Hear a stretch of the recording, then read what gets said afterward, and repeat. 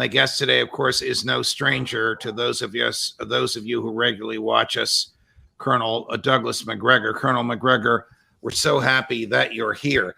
I read recently in USA Today that Vladimir Putin sacked the general who is his commander-in-chief in Ukraine, General Dvornikov. Is this true? And if so, why would something like this happen? Well, first of all, I assume it's true, but I have no personal evidence to corroborate it, Judge.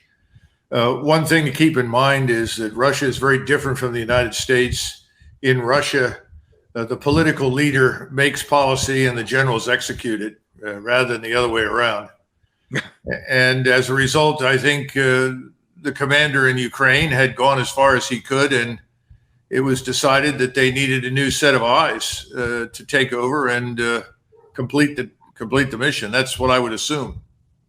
In Time magazine, and I'm quoting sources that I don't usually rely on, and quite frankly, don't even read, but the numbers were startling. Reports that the Russian army has suffered losses of 80,000 deaths. I mean, could that possibly be true? A number of that magnitude? The short answer is no. That's utterly nonsensical.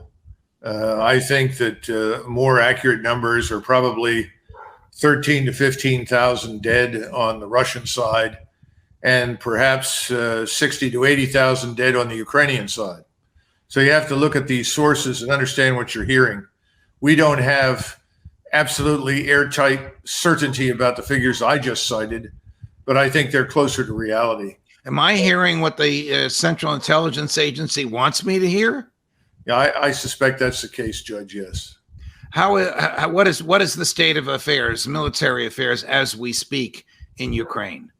Well, right now, and as I pointed out a few weeks ago to you, I think it was 2 or 3 weeks ago, the majority of the regular Russian army had been withdrawn from contact with the Ukrainian enemy.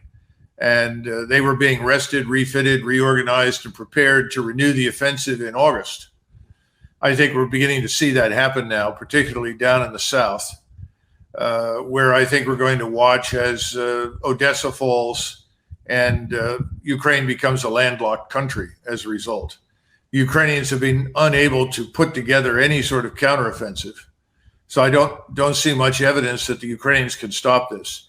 At the same time, we should also point out that there have been some operations outside of Kharkov, just south of it, and these look suspiciously like shaping operations. What does that mean, Colonel? Well, limited offensive operations to prepare the way for a larger offensive later. In other words, to test Ukrainian defenses and then to open avenues of approach. So I think first comes the operation in the south, and then subsequently up in Kharkov. And again, as we discussed before, I don't see any evidence that the Ukrainians can stop any of it. So I think this will proceed. And I'd be surprised if this is not completed by the end of August, beginning of September. You remember that the Russians do not want to have to deal with the mud in the spring when the rains come. That slows everything down. Are the areas of Ukraine now under Russian military control, I'm going to use a word, I don't even know if it's a legitimate word, being Russified by the Russian government? Are the banks starting to require rubles? Is the language changing? Are government officials changing loyalty, or have new officials been installed? Are Ukrainian snipers trying to make life miserable for people that cooperate with the Russians? Are Ukrainians killing Ukrainians? What is life like there today? The majority of the people in these areas were never Ukrainian. They were always Russian. And the language spoken there was Russian. The Ukrainians tried to Ukrainianize the populations there. And that produced the backlash. That also reduced Russians to second-class citizenship and ultimately led to the conflict that we're involved with right now. Because the Russians simply wanted equal rights for Russians inside Ukraine, and that was rejected. That was part of the Minsk Accords. We don't need to go back over that. But the bottom line is, to answer your question, I think the areas are already Russian. And what's happening now is that, yes, the ruble is the currency. New governments are being set up, composed of the local Russian citizenry. And for all intents and purposes, I would expect these areas to become permanently Russian. They'll either be part of a new Russian Republic of Ukraine or they're part of Russia. How does the Biden administration get out of this? I mean, there must be some end game being planned. I don't know how he could possibly sell an end game on the American public after he's given away $60 billion in cash and surplus military equipment, some of it new and I guess all of it unused. Do they have an end game in mind, or do they still labor under the illusion that American assistance without fighting troops on the ground can result in an expulsion of the Russians and a victory by Ukraine? First of all, whenever you begin a military operation, there are three critical questions that have to be asked. What's the purpose? How do you plan to accomplish this particular mission or task? And then finally, what do you want it to look like when it's over? We have ignored those questions consistently, I would argue, since 1965 in almost every operation we were part of. Desert Storm might be an exception, depending upon how you want to interpret that outcome. But the bottom line is that we didn't go into this with purpose, method, end state in mind. Well, we have been building up the Ukrainian armed forces in earnest since 2012, I would argue really after 2014, building the Ukrainians into the largest army associated with NATO, well-equipped, well-trained, all for the purpose of challenging Russian control of Crimea and ultimately presenting a threat to Russia, which we, and I say we loosely, I'm talking about the administration since 2014, have treated as being in our interest, that this was somehow good to make Russia vulnerable to threats and make them miserable. And the only thing I've ever heard ever since this got off the ground was our purpose is to harm Russia, to weaken it. And then they added later on, well, weaken it so that it can never do what it's doing again in Ukraine. So to answer your question, I don't think any of those things have been addressed. And I think that Washington is surprised. I don't know why, but they're surprised that things have turned out the way they are. Does Washington want to put fighting troops on the ground, or stated differently, does Washington want to put uniforms on the troops already on the ground and put weapons in their hands? Well, first of all, you're talking about American troops. Yes. No, absolutely not. I think privately, the Army Chief of Staff and certainly Milley have both admitted that the U.S. Army is in no condition to fight a war. They can't recruit. They're suffering from an acute no condition manpower to fight a war. Isn't it their constitutional mission to be ready to fight a war? Well, you could make the same comment about all the armed forces, but the truth is that the armed forces largely, especially Army, Marines, but I think the Army is probably one of the worst examples. Navy's probably almost as bad. Really exist to provide jobs for generals. Oh, so you have this enormous bureaucracy that is built up over time. Today, we have in the United States Armed Forces 40 four-star generals and admirals. 40. Now, to those who don't understand what this means, during World War II, when we had 12.2 million men under arms fighting all over the world, at the height of that war, until the war was nearly over, we only had 7 four-stars. Today, we have 1.1 million under arms, and we have 40. Now, anyone who knows anything about military history knows that this kind of overhead is corrupting. It's unnecessary. It constipates and slows down decision-making. It makes for bad policy. So I think in this sense, we're Banana Republic-like, in that we have lots of people running around as generals, wearing lots and lots of medals, none of which have anything to do with fighting on anybody under fire or killing anybody or being valorous, but a lot to do with, I was in the theater when this happened, and I was here when this happened, and my fellow generals rewarded me with more decorations. It's embarrassing. This is a terrible mess that needs to be addressed. So I think that you're right. That is the constitutional obligation, but no, we're not ready to do anything. Our combat units are a fraction of the size of the force that we call the U.S. Army. When you go into the Marines, you have 63,000, 65,000 Marines in aviation and aviation support alone. When you go down and look at the numbers of Marine infantry regiments and you count the numbers of Marines that you've got in those, that's only 30, perhaps 30,000. So where is everyone? Well, you have a multitude of headquarters all over the world, all these regional unified commands, these functional commands. Then you have single service commands. We have a lot of 4-stars in the Army, the Navy, and the Air Force. All of this is nonsense. It's not needed. It should have gone away in the 90s with the end of the Cold War. Instead, it got bigger. I am sure that President Xi of China and his advisors are fully aware of what you have just described. Well, I'm afraid they are. I know that Putin is. And if you look at the command structures in China and the command structure in Russia, they're much leaner, far fewer senior officers, very, very functionally organized. The minimal numbers of people in those headquarters that are required. We do the opposite. You know, there was a joke in 91 when we went to war there. People said to me, well, you know, Doug, we know we can win this. All we need to do is challenge the Iraqi enemy to a PowerPoint briefing contest. Our PowerPoint briefs are better. So we already knew it was bad then.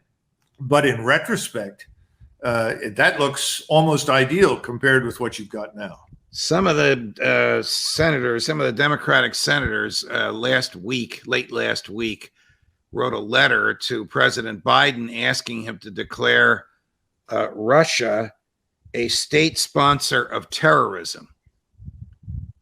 What the heck would that accomplish? And after the U.S. just offed Zawahiri, is the U.S. a state sponsor of terrorism? Look, you know, Judge, they know from experience that once you label a particular state as a state sponsor of terrorism, it makes it impossible to do business with the state. So if you're trying to enshrine Russia as a permanent enemy, or China or anyone else, the quickest way to do it is say, oh, well, you're sponsoring terrorism. That has more to do with the desire to keep the conflict going in perpetuity and to sabotage any attempts at understanding, cooperation, or diplomacy.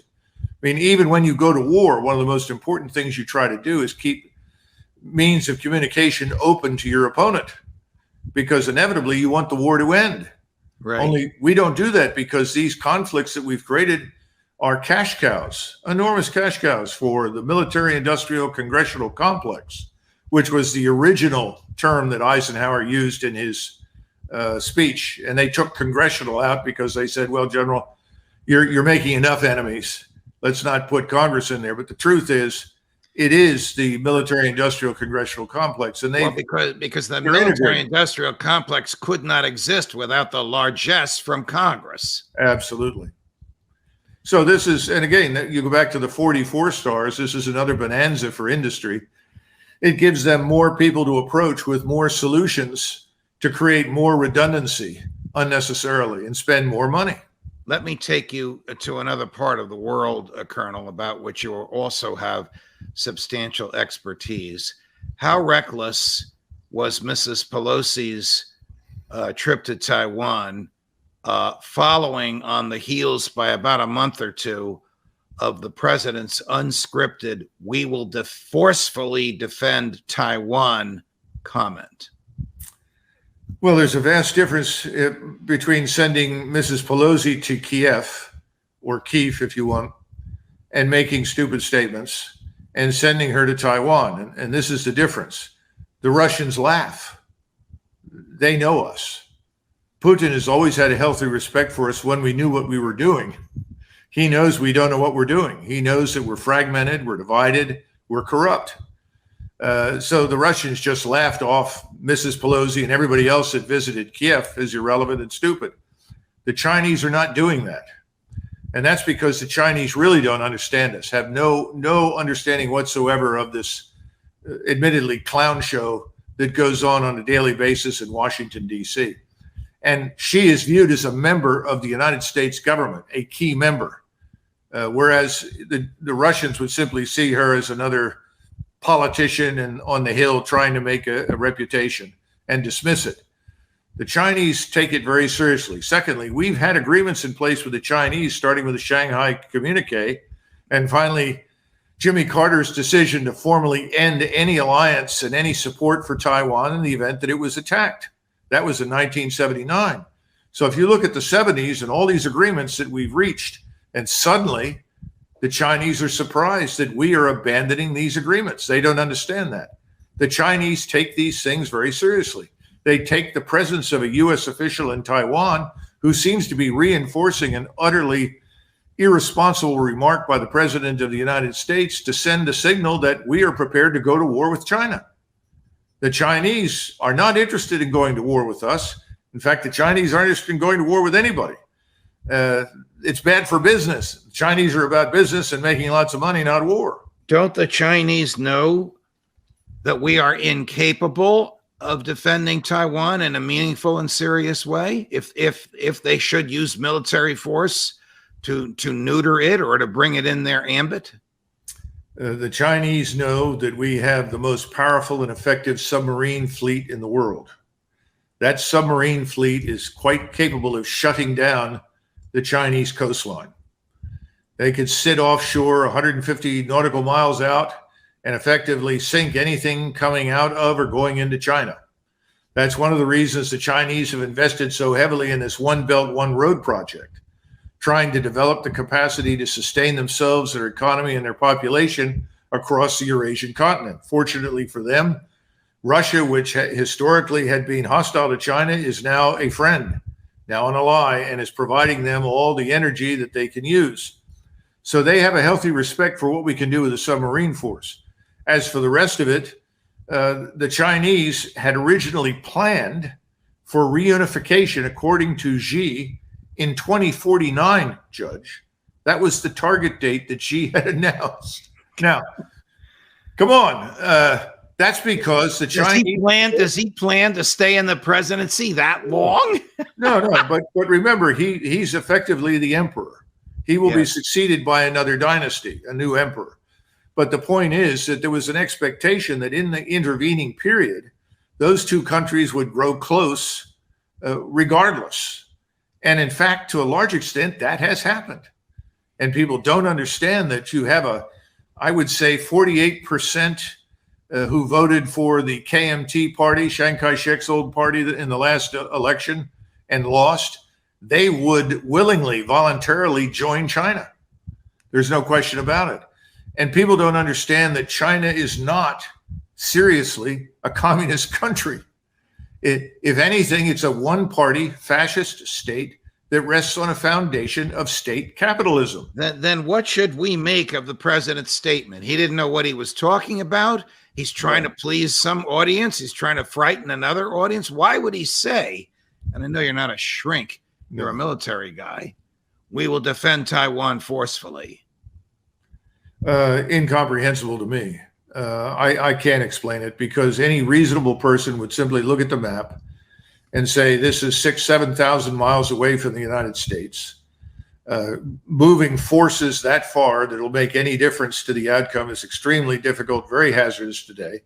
The Chinese now have lots of submarines, but more important, they have enormous intelligence, surveillance, reconnaissance capabilities overhead in space. They can track everything we do. They can turn most of our surface fleet into a target in short order. So the bottom line is, why would we travel halfway around the world to make war on China on China's doorstep? It's a strategically stupid idea. Now, if the Chinese want to make war on us and they'd like to sail over off the coast of California, that would be very advantageous to us. They'd be very stupid. Right. So the point is, the whole idea of war with China is just a dumb idea. It ought to be shelved, and there's no reason for it. We can work out our differences without that. But this notion of now presenting suddenly overnight Taiwan as this glistening city on the hill of democracy and liberalism, it's just misleading. All the states in Northeast Asia are quite similar. Japan, Korea, Taiwan, China, very similar values and attitudes. And we don't understand those things. They're different from us. This whole thing is unnecessary. So why did he say what he did? Someone planted the idea in him, or he wouldn't have said it. So you'll have to ask who's running the show in the White House. Let me take you back just to about a year or two ago. Did President Trump order the Pentagon to return a substantial number of troops then in Afghanistan?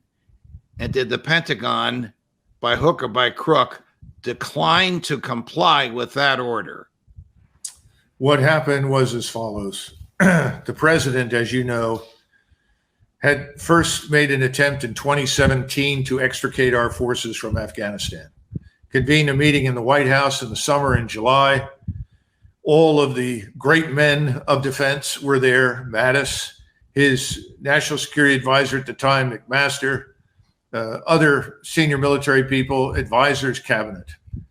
And the president said, I think we've been there long enough. We are not accomplishing anything. I think we should get out. And the entire group stood up and obstructed his wishes and said, oh, no, you can't leave. If you leave, the world as we know it will end. We will have sacrificed and we will have gained nothing. And he said, we've already got nothing. What are we getting for it? How do we benefit from doing this? Why are we there? Why aren't the regional actors involved? Of course, nobody wanted to hear that. So he gave up. He tried again a couple of times. And then finally, I was called to the White House. Let's see, this would have been the 9th of November, and told that they had removed the Secretary of Defense. They were appointing a new temporary secretary. And this is right after the Biden-Trump election. Yes. Well, this is 9 November. And This is after he fired Esper. Esper, of course, was always in lockstep with Milley, who was really always running the show anyway. Milley is General Milley, the chair of the Joint Chiefs of Staff. Right. And essentially, Esper did whatever he told him to do. And Esper was very sensitive to what we call it the deep state. I just call it the federal bureaucracy and the MICC, what they wanted, and they wanted no end to the conflict. And, you had Mitch McConnell and everyone else on the Hill on the right, and most of the people on the left were all 100% on board with keeping this conflict going and maintaining a presence there in perpetuity.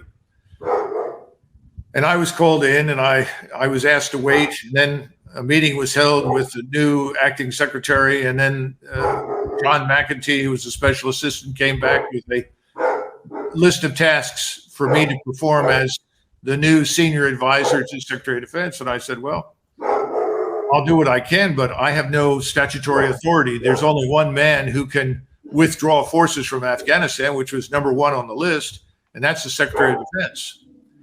So I went back and I told the Secretary of Defense the next day that, what I'd gotten. I said, have you gotten a list of tasks? He said, no. I said, well, I did. He said, can I see it? I said, sure.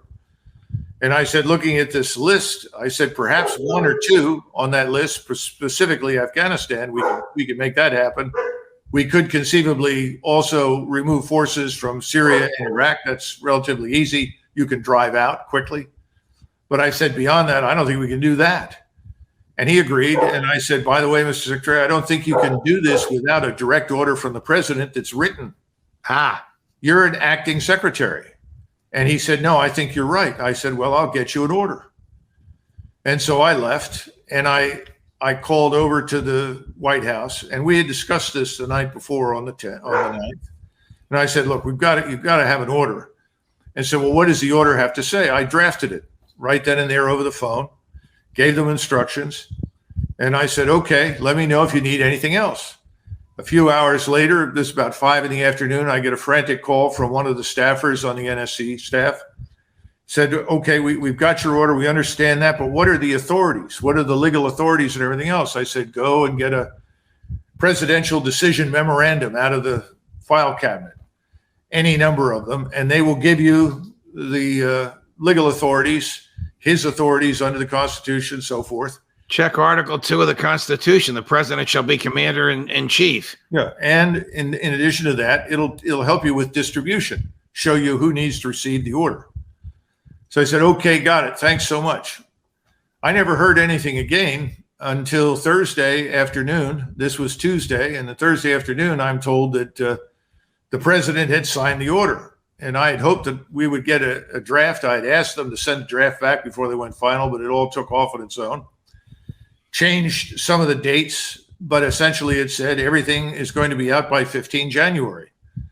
And keep in mind that pulling out of Afghanistan in the winter was always a very good idea. because in the winter, most of the people who might otherwise interfere with you are up in the mountains standing next to stoves in their caves. They're not wandering around in the open. So it's the low ebb in the so-called fighting season. There's no fighting at that time of year. So that's when he wanted to get out. Well, unfortunately, what happened was that he wrote this 15 January deadline. He signed it. As soon as it was signed, somebody bootlegged it over to the Senate. And I guess Mitch McConnell went berserk. We can't just leave. This is impossible. Subsequently, Milley gets a hold of this, said, absolutely not. This cannot happen. We are not leaving Afghanistan. And there was a big powwow in the White House, and all the principals were there, and the president backed down. And he said, all right, well, I'll take half out. And they all looked at each other, okay, we'll live with half, but you can't leave Afghanistan. So he lost the battle at that point. And had course, he at that stood, point, I no longer had any credibility.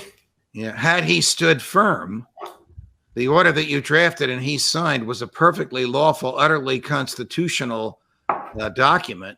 Yes. To which General Milley and his subordinates ought to have complied. Am I right? This is military law and constitutional law 101.